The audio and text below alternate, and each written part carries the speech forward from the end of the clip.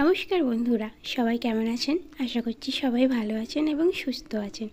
দেখতে পাচ্ছ আজকে সকাল সকাল কতগুলো আম কুড়িয়েছি। আমাদের কাছে এই ছোট্ট ছোট্ট আমগুলো পড়ে গেছে, সেইগুলোকে কুড়িয়ে রাখছি। গাছটাতে কতগুলো আম ধরেছে।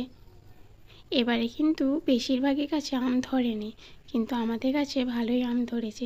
তার সাথে কিন্তু আম পড়েও যাচ্ছে।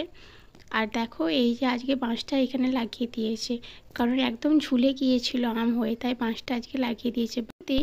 ঝড়েতে এতগুলো করে আম পড়ে, তাহলে তো আর গাছে একটাও আম থাকবে না, আর বড় হলে বোধহয় খেতেও পাবো না। দেখা যাক বড় হওয়া পর্যন্ত কতগুলো আম থাকে গাছে। আর কি জানো তো, এতগুলো আম যদি একসাথে পড়ে না, একটু গায়েও লাগে। আর আম গাছের নিচেই ছিল এই রজনীগন্ধা ফুল গাছটা। গরম পড়তে না পড়তেই কি সুন্দর গাছে ফুল ফুটেছে। আমার না ফুল গাছ বসাতে খুব ভালো লাগে, তার সাথে ফুল ফোটে যদি, সেটাও খুব সুন্দর দেখতে লাগে।